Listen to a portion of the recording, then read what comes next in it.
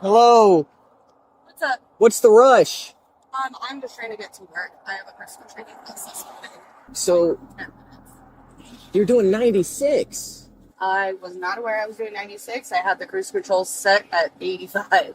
I mean, okay, even let's give you the difference. Say you were doing 85. That's still 35 miles an hour with the speed limit. I understand that. But like I said, I got you on radar doing 96. Okay, what? So, When did you clock it? right as you're coming over the crest of the hill. Okay. Behind that truck for a while, and then you... Truck was doing 74. Okay. You were doing 96. I need your driver's license, registration, proof, insurance. I don't have my physical driver's license. It's in the mail on the way to me. I have a passport. Okay, you can't drive a car then until you have your license on you. Okay. Well, if you want to give me a ticket for that too, go right ahead, sir. But I'm just a girl trying to get to...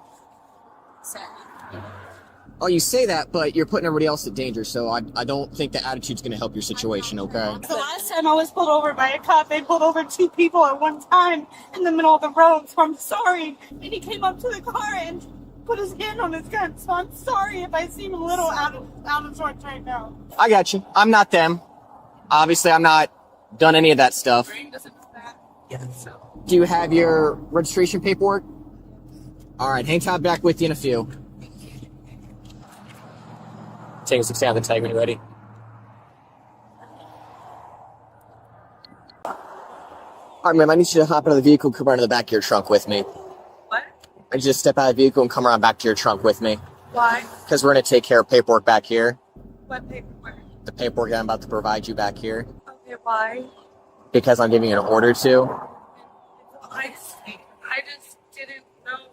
Like, I don't know where. You need to get out of the car. Why do I need to get out of the car? Because I have paper to take care of, and for my safety and for convenience, it's taken care of back here.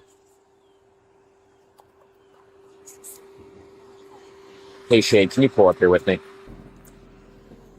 Can I get out as well, sir? No, ma'am. I just want to stand with Okay, I'm not going to have a bunch of people on the side of the Gandy Boulevard. It's a safety issue, okay? This isn't that big of a deal. Sorry. If you're telling me this is not that big of a deal, and you basically see me that I'm like... It's not that big of a deal, but you are making it a big deal, yes. I'm asking her to simply do something that I ask people to do every day. And I told you, it's because it's for my safety. This is where I conduct this type of paperwork at, is at the back of your vehicle. I've never been asking it outside of my car before. Well, today you are. Sorry. So at this point, you need to step out of the vehicle because I'm giving you an order to do so.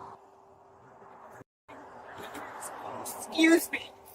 Right around back here, please. Want to turn to face me so I can explain some things to you? Fantastic. Your driver's license is suspended. It's not. You failed to pay a traffic citation at Pasco, and they suspended it on the I had 19th. 6 months to pay that ticket. Your driver's license is actively The suspended. person told me that I had 6 months to pay that ticket. I actually reinstated my license a few months ago. Got that handled. And now you're telling me that my license is suspended. I haven't received notification of this. And I know this isn't your fault, sir, but I have been going through a lot lately. So I understand all that, but here are the simple facts today, okay? You don't have a license on you. In the system, which is real time, it is showing as suspended, and that's what I have to go by. If there's a clerk or something like that, that is something that you're simply going to have to take care of at a later date in court. So what happens now? So I'm about to issue some notices to appear for court in lieu of making a physical arrest and taking you to jail, because I don't want to do that. All right? But you can't drive this car. If she has a valid license, she's the one taking it. Perfect. She'll take over for you. But you're going to have a court date that you're going to have to appear for, okay? The court date is going to get mailed to you. You're going to have a court date for driving with suspension and for your speed for doing 96 and a 50. If you don't hear anything from the court in the next 30 days, the recommendation I tell everyone is make sure you call the Pinellas County Clerk of Court, because if you miss this court date for any reason, they will issue a warrant for your arrest. Okay? I'm going to need a couple of things from you. First is going to be a signature at the bottom of both these citations next to the blue X. It's not admission to guilt. Simply saying you're aware you're going to receive a court date in the mail and you promise to appear for it. All right, I'm going to go ahead and crumple these up. I'm going to go print out a new copy. If you don't appropriately sign the citations, ma'am, I will be forced to make a physical arrest, okay? So I'm going to give you one more opportunity to comply. You physically saw me sign those, correct? And that counts that as a wasn't- signature, correct? No, that's not a All signature. right. Right? Anything What do you- from pen to paper, you physically see me sign, that is my signature. It does not have to be legible. Okay. You have nothing else to say. It's not a signature, says who? Okay. He's trying to work with you. I don't know why you're not working. Why are you interrupting? Right now, and Okay. you made me get out of the car. Okay. You could have handed them to me, and All I right. could have signed them in the safety of my car. You want me to say something and then you interrupt me, so I'm not going to say anything. You don't even allow my wife to get out with me. Like, are you kidding me?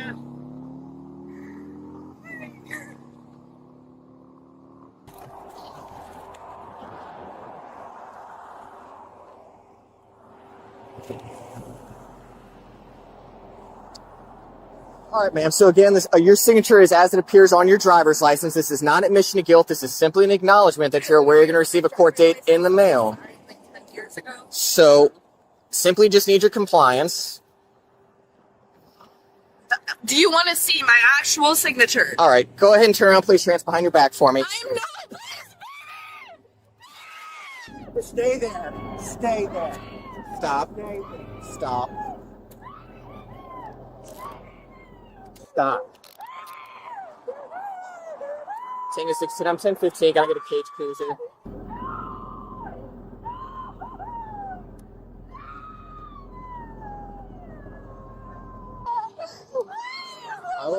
I'll talk to you in a second.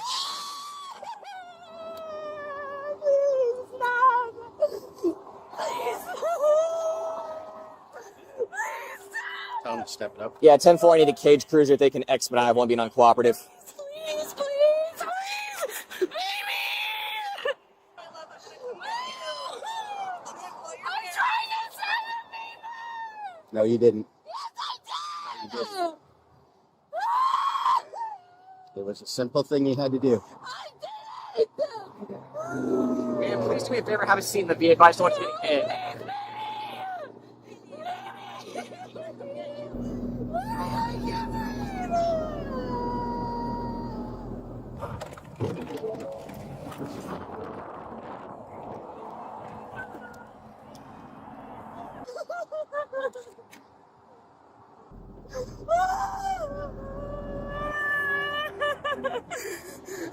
Do what you got to do. Start your paperwork. I got the paperwork done. She just refused to sign it. Do you see it? There's a signature on that paper, sir. Not your signature. Stop. Hold on. I'm diagnosed with anxiety. Can you please go look at the piece of paper? I signed it. Please, they're making a big deal out of this. Please.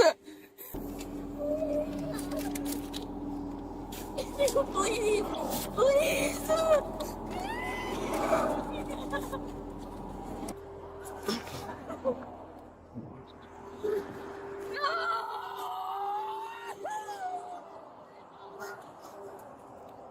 Do you have your driver's license on you? I'm sorry, this is our dad. Hold on, Dad, I gotta talk. Hold on, I have to talk to the police officer. Give me just a second. Start walking it back. No, please.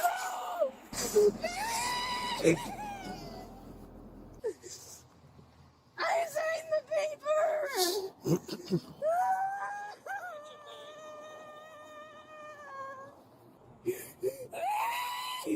Come on.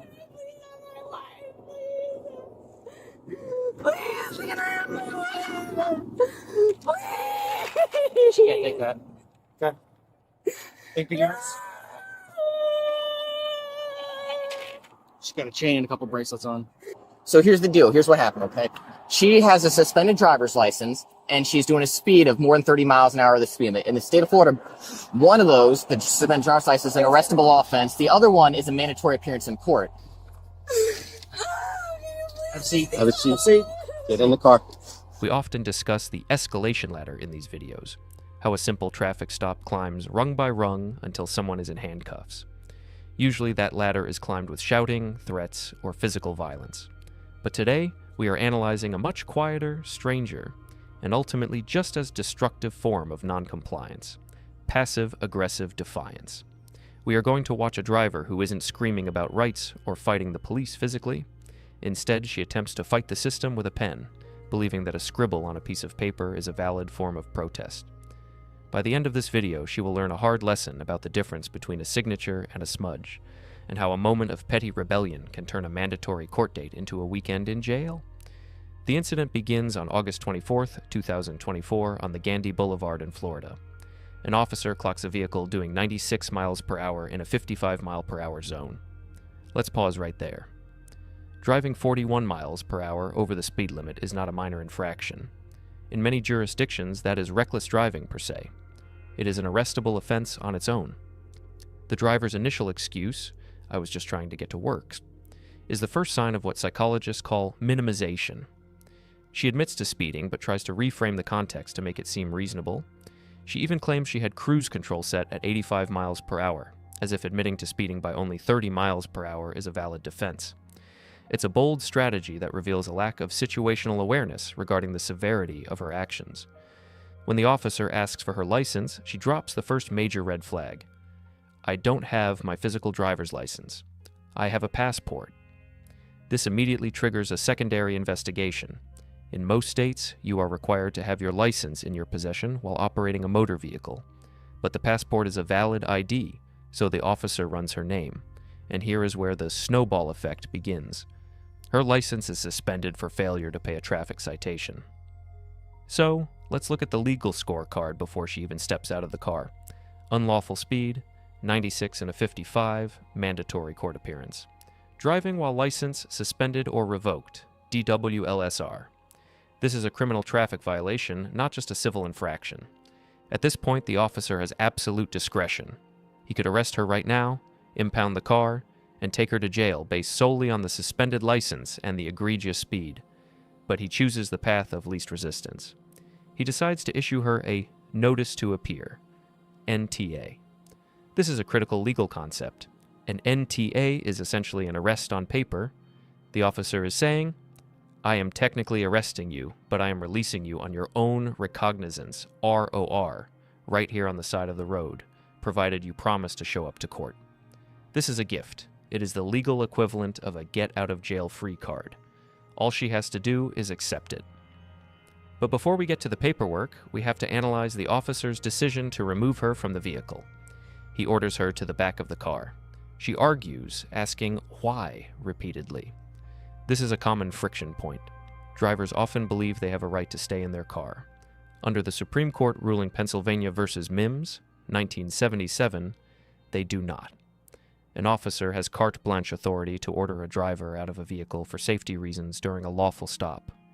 Her refusal to understand this, and her insistence that it's not that big of a deal, shows a profound entitlement. She believes her comfort overrides the officer's safety protocols. Once she is at the back of the car, the officer explains the situation clearly. He tells her about the suspension, he tells her about the speed, he explains the NTA process. "It is not an admission of guilt," he says. This is a standard police phrase for a reason. Signing a ticket is not a confession, it is a contract. It is a promise to appear before a judge. And this is where the psychology of the suspect takes a sharp turn into self-sabotage. She takes the pen, she takes the paper, and instead of signing her name, she scribbles. When the officer challenges her, she says, "You physically saw me sign those, correct? Anything from pen to paper is my signature." This is a fascinating distortion of reality. Legally, a signature is a mark made with the intent to authenticate a document. While an X can legally be a signature if that is how a person customarily signs, a scribble made in anger, designed to look like garbage, is an act of contempt. It is a visual representation of her disrespect for the process. Why does she do this? Psychologically, this is an attempt to regain control. She has lost control of her speed, her license, and her morning. She feels powerless. By defacing the citation, she is engaging in a micro-rebellion. She thinks, "I can't stop you from ticketing me, but I can ruin your paperwork." It gives her a fleeting sense of agency. But legally, it is a catastrophe. By refusing to sign the citation properly, she is rejecting the Notice to Appear. Remember, the NTA is a substitute for physical arrest. If you reject the substitute, you get the default, physical arrest. The officer, showing remarkable patience, gives her a do-over. He crumples up the first ticket. He prints a new one. He explains the consequences explicitly. If you don't appropriately sign, I will be forced to make a physical arrest. This is the ultimatum phase. The officer has laid all the cards on the table. Sign the paper, go home as a passenger. Scribble again, go to jail. Most rational people, even angry ones, would do the math and sign. She chooses the scribble. Why? Because her ego is now driving the car. She is committed to the bit. To sign properly now would be to submit to the officer's authority, and her pride won't allow that. She is trapped in a sunk cost fallacy of defiance. She has already acted out, so she feels she must double down to save face, even if saving face means losing her freedom. The moment the handcuffs come out, the passive part of her aggression vanishes, and panic sets in. "Please stop, I signed it. Please, baby," she yells to her wife. This sudden shift from arrogance to begging is typical. It's the reality shock. Until the metal touches her wrists, the interaction felt theoretical to her. She thought she was just arguing semantics about what constitutes a signature. She didn't believe the officer would actually follow through on his threat. This reveals a fundamental misunderstanding of law enforcement dynamics. Police officers operate on a binary system, compliance or enforcement. There is no middle ground for argumentative scribbling. When she failed to comply with the legal requirement of the citation, the officer's discretion evaporated. He had to arrest her because he couldn't release her without a valid promise to appear. Let's talk about the wife's role here. The passenger, presumably her wife, is watching this unfold from the car. She tries to intervene, asking to get out. The officer keeps her in the car for safety. When the arrest happens, the wife is naturally distressed. But notice the driver's reaction. She is screaming for her wife to save her. "Tell him to step it up," she yells, referring to, well, it's unclear who, but she is looking for an external savior. Just like Evaristo in our previous breakdown, she cannot accept that she is the sole author of this disaster. She wants her wife to fix it. She wants the officer to look at the paper again. She refuses to accept agency. There is a tragic irony in her statement. "All I wanted to do was go work out this morning." This sentence encapsulates the entire main character syndrome at play here. She views the traffic stop not as a legal intervention for public safety, but as an annoying interruption to her gym schedule. She drove 96 miles per hour because her time was more important than the safety of others. She refused to sign properly because her anger was more important than the legal process. She ended up in jail because she couldn't subordinate her ego to the reality of the situation. We must also scrutinize the officer's tactical patience. He gave her 2 chances. He explained the law. He explained the consequences. He warned her. He did everything short of guiding her hand with the pen. This is crucial for the legal strength of the arrest. If he had arrested her immediately after the first scribble, a defense attorney might argue she was confused or that it was a hasty decision. By printing a second ticket and giving a clear warning, the officer established mens rea, criminal intent. She didn't scribble by accident. She did it knowingly and willfully after being warned of the specific consequence, jail. This makes the refusal to sign charge, or the underlying arrest for the suspended license, bulletproof in court. Finally, let's look at the aftermath. The officer explains to the wife what happened. She scribbled all over the citations. I cannot release her on a citation. This is the administrative necessity of the arrest. The system requires a guarantee that the defendant will face justice. That guarantee is usually a signature. Without it, the guarantee becomes the defendant's body in a cell. The wife asks, "Is she going to be held?" The officer reassures her it will be a walk-through. This shows that the officer isn't being punitive. He isn't trying to ruin her life. He is just following the flow chart of the law. He effectively says, I tried to let her go, but she wouldn't let me. This video serves as a profound lesson in pick your battles. The side of the road is not the place to make a stand against the judicial system. It is not the place to debate the semantics of what constitutes a signature. And it is certainly not the place to let your ego make legal decisions for you. This driver had a winning lottery ticket in her hand. A ticket home despite driving 96 miles per hour with a suspended license. All she had to do was write her name. Instead, she tore up the ticket because she didn't like the person handing it to her. She traded a signature for a mugshot. She traded a morning workout for a morning booking process, and she did it all because she couldn't bring herself to simply comply with a lawful order. In the end, the law is a rigid machine. It doesn't care if you're just a girl trying to get to work. It doesn't care if you're stressed. It requires specific inputs to function, like a valid license and a signature on a citation. If you refuse to provide those inputs, the machine defaults to its most basic setting, arrest. So, the next time you get a ticket, even if you think it's unfair, even if the cop is annoying, just sign the paper. Fight the ticket in court, not on the trunk of the police car. The pen is mightier than the sword, but only if you use it to write your name, not to scribble away your freedom. Stay safe, drive the speed limit, and remember, a signature is cheaper than bail money. I'll catch you in the next breakdown.